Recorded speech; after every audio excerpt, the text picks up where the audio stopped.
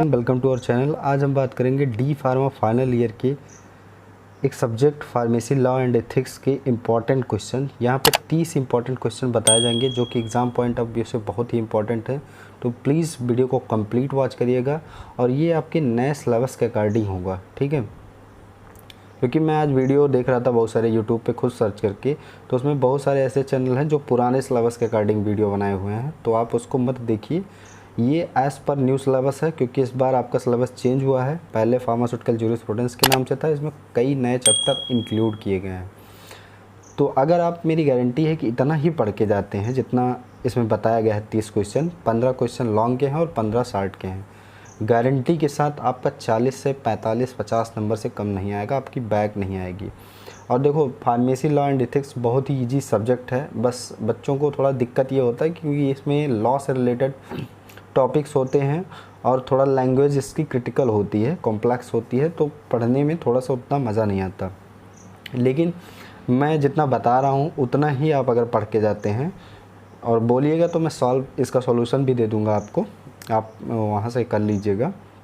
लेकिन आप पढ़ ज़रूर लीजिएगा ये सारे क्वेश्चन और डेफिनेटली आप पास हो जाएंगे। तो ये स्टार्ट। तो यहाँ पे जो पहला क्वेश्चन है, लॉन्ग क्वेश्चन में 5 नंबर का एक क्वेश्चन रहेगा। पहला क्वेश्चन है, what is the pharmacy council of India, मतलब पीसीआई के बारे में बताना है। Give the constitution and function of PCI, बहुत ही इंपॉर्टेंट क्वेश्चन है, कई बार एग्जाम में पूछा गया। दूसरा question, give the constitution of the state pharmacy council and joint state pharmacy council, इसके बारे में बताना है। नेक्स्ट क्वेश्चन, क्वेश्चन नंबर 3 पे आ जाइए। Define first register, how it is prepared, what qualification is required to enter the name of the first register. तो mostly D pharma या बी फार्मा होना चाहिए। मिनिमम क्वालिफिकेशन की बात करें तो डी फार्मा होना चाहिए अगर आपको फर्स्ट रजिस्टर में एंट्री लेना है। फर्स्ट रजिस्टर का मतलब जब आपका पहली बार रजिस्ट्रेशन हो रहा है। Next question, question number 4, define the pharmacy practice regulation, PPR act आया था 2005 में, ठीक है। अभी ये लागू नहीं हुआ उत्तर प्रदेश के अंदर। जब ये लागू हो जाएगा तो क्या होगा कि सारे फार्मासिस्ट को प्रिस्क्रिप्शन राइट मिल जाएगा, मतलब वो प्रैक्टिस कर सकते हैं।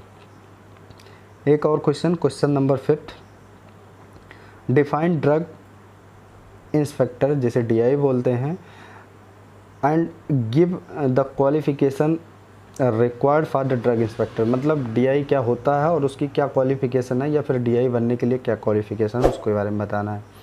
Next question, question number 6, write a note on repackaging licence, कई बार ये पूछा गया है, इसको ज़रूर पढ़ लीजिएगा। Next question, question number 7, give the operation control and regulation by central government as per the NDPS act 1985, narcotics drug psychotropic substances का आपको बताना है। ये क्वेश्चन वहाँ से पूछा गया है। Next question, question number 8, define the brief introduction of the prevention of cruelty to animals act 1960 and its objective, इसके बारे में बताना है। ये पहली बार आया है, इससे पहले फार्मास्यूटिकल जूरिस्प्रूडेंस में ये नहीं था, नए सिलेबस के अकॉर्डिंग इसको जोड़ा गया है। क्वेश्चन इंपॉर्टेंट है, ज़रूर पढ़ लेना। क्वेश्चन नंबर 9 पे आ जाओ, write a note on import of poison.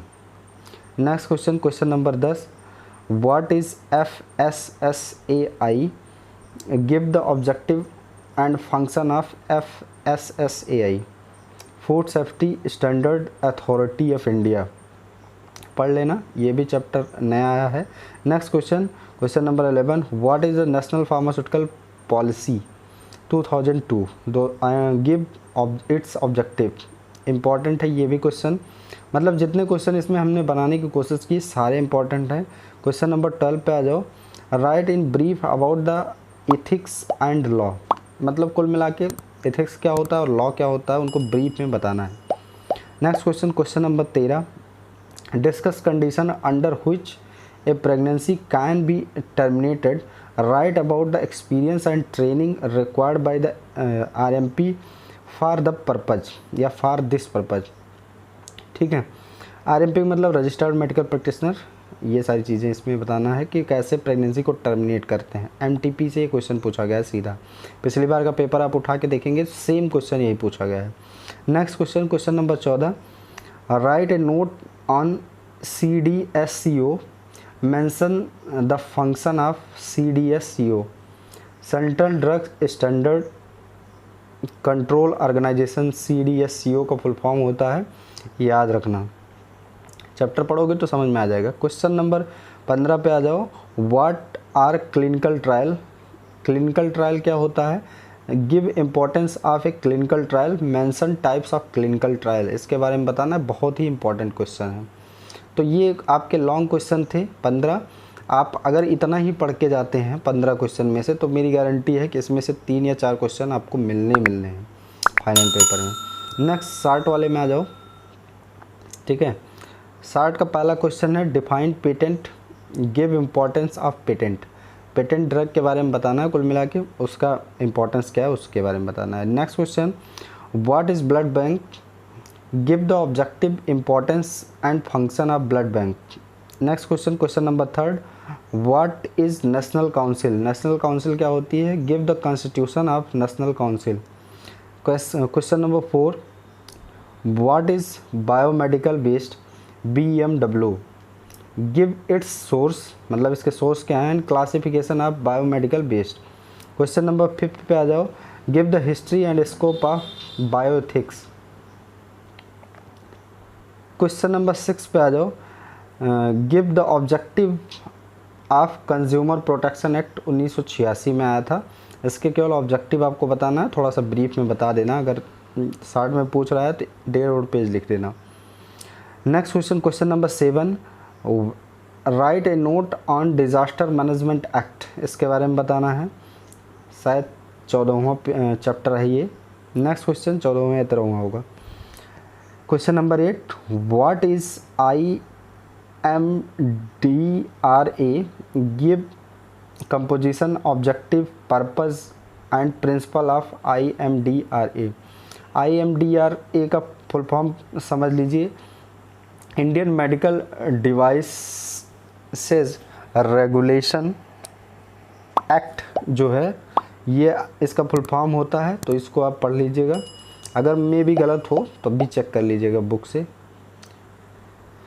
Next question, अब यहाँ पे कुछ शेड्यूल के बारे में देखो, बहुत सारे हम वीडियो देख रहे थे चैनल पे बहुत लोगों के, तो जो सिलेबस में नहीं है उसका भी शेड्यूल पूछ रहे हैं, ये गलत है जो मॉडल पेपर बनाए हैं, ठीक है। जो सिलेबस में है इस पर सिलेबस आप पढ़ाई करिए। तो क्वेश्चन है, write down the content of the following schedule of any, मतलब 4 शेड्यूल दिए हैं, उनके 3 शेड्यूल के बारे में बताना है। पहला है शेड्यूल के, दूसरा है शेड्यूल M, तीसरा है शेड्यूल X और चौथा है शेड्यूल G। केवल आप इतना ही शेड्यूल पढ़ के जाइएगा, फालतू के शेड्यूल मत पढ़िएगा, है तो बहुत, आप सिलेबस एक बार देख लीजिएगा, जो भी सिलेबस में होगा उतना ही पढ़ के जाइए। शेड्यूल P भी सिलेबस में है, शेड्यूल H और H1 भी है, तो ये पढ़ लीजिएगा।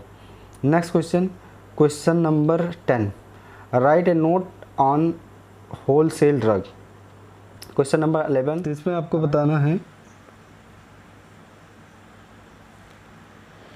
11 नंबर क्वेश्चन में कि write a short note on any 3 misbranded drug, adulterate drug, spurious drug और न्यू ड्रग, इन सब की डिफिनेशन आप पढ़ लीजिएगा, एग्जाम में हर साल पूछा जाता है तो इसलिए हमने बना दिया। क्वेश्चन नंबर 12 पे आ जाओ, define DTAB and its function. Drug technical advisory board क्या होता है, उसके फंक्शन के बारे में बताना, अगर मेंबर पूछता है तो वो भी बता देना, पढ़ लेना एक बार। क्वेश्चन नंबर 13 नंबर पे आ जाओ, right in brief about the storage of schedule X drug, बहुत ही इंपॉर्टेंट क्वेश्चन है ये। क्वेश्चन नंबर 14 पे आ जाओ, give the offence and penalties under the NDPS act. Next question, question number 15, give the offence and penalties under DMR act, 1954 में आया था, drug magic remedy act, ठीक है। तो best of luck for your annual examination, June 2023 होगा जुलाई में, लेकिन syllabus में शेड्यूल में यही आया था। इतने क्वेश्चन आप पढ़ लीजिएगा। हाँ, एक चीज़ और मैं बताना भूल गया, यहाँ पे ऑफेंस एंड पेनल्टी एक आध 2 चैप्टर के और पढ़ लीजिएगा, जैसे कौन कौन से चैप्टर हैं, PCI एक्ट वाला, फार्मेसी काउंसिल वाला जो चौथा या तीसरा चैप्टर है, उसका एक्ट पढ़, मतलब ऑफेंस एंड पेनल्टी पढ़ लीजिएगा। उसके बाद मेडिकल प्रेगनेंसी एक्ट वाले का ऑफेंस एंड पेनल्टी पढ़ लीजिएगा, और मैजिक रेमेडी और एनडीपीएस एक्ट का मैंने बता ही दिया है। बस इतना ही ऑफेंस और पेनल्टी पढ़ लेना, मतलब 2 क्वेश्चन हमने नहीं बनाया है, वो पढ़ लीजिएगा। 110% अगर आप इतना पढ़ के जाते हैं तो 50 नंबर कोई रोक नहीं पाएगा, मेरी गारंटी है। तो आई होप वीडियो आपको समझ में आया होगा। प्लीज़ वीडियो को लाइक करें, चैनल को सब्सक्राइब करें और दोस्तों के साथ शेयर करें। Thank you.